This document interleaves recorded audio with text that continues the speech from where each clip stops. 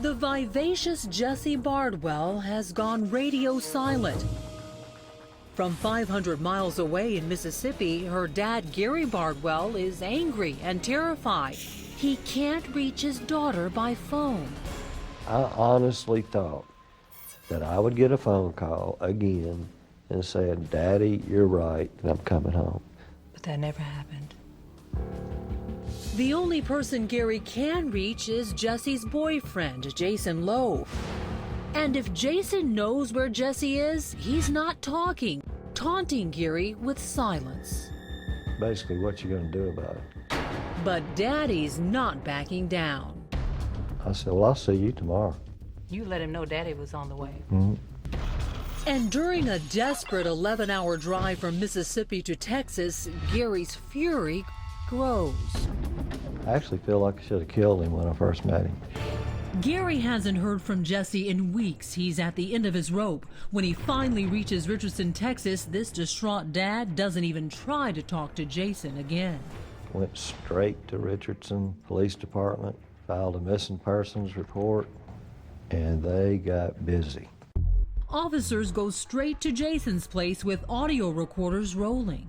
I want to have some more, ask you some more questions about Jessie. You mind if I come in and talk to you? But Jason tells cops just what he's been telling Jessie's dad.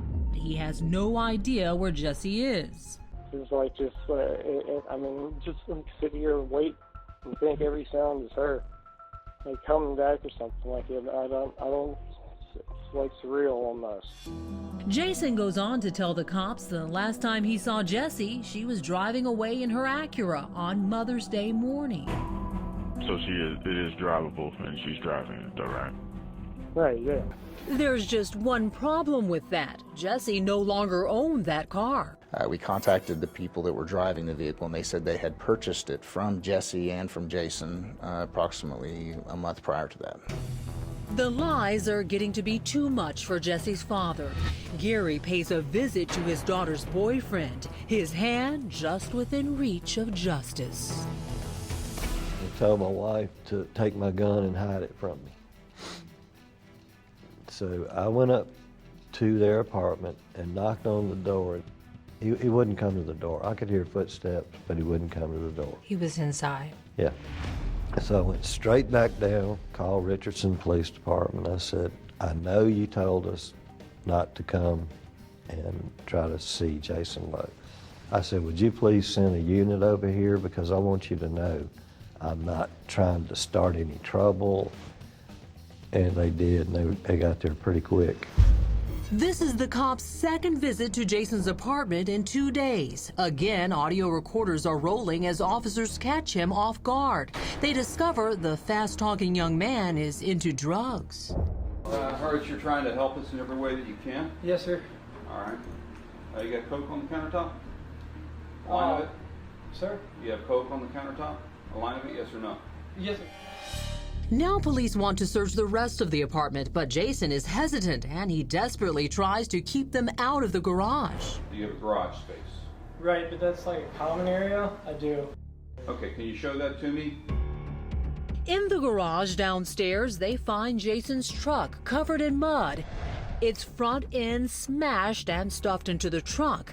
Scattered through the garage are bottles of air freshener and something else. When your detectives searched the garage, what hit you when they walked in? So Jason opened up the garage for us, and immediately the smell of decaying flesh just permeated from inside. So it smells really bad in here. You smell that, right? Yeah. It's an odor familiar to any detective working a homicide, the smell of death. We got to the rear of the vehicle and opened the hatch on the cargo area, and the smell was definitely the strongest in that particular area. Forensics detectives spray Jason's truck with a luminol-based chemical used to detect even the smallest amount of blood. The result blows everyone away. The interior of the cargo compartment illuminated very brightly. So basically his trunk was glowing with evidence of blood traces. Yes.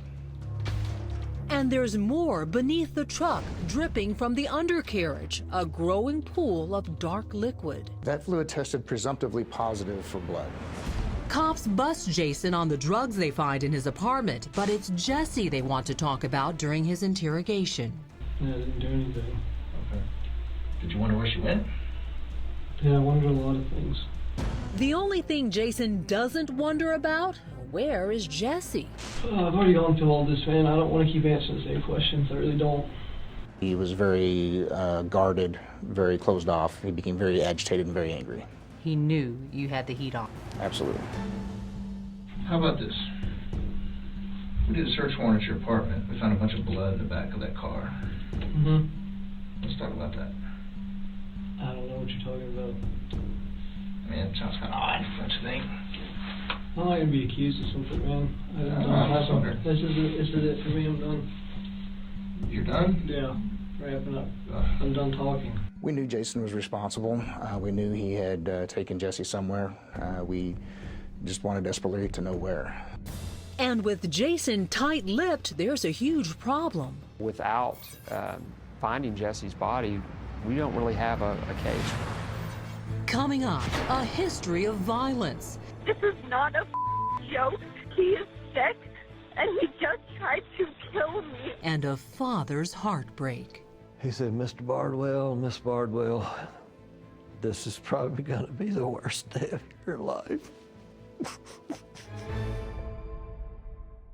But evidence of foul play has left an incriminating odor of death in Jason's garage. So it smells really bad in here. You smell that, right? Yeah.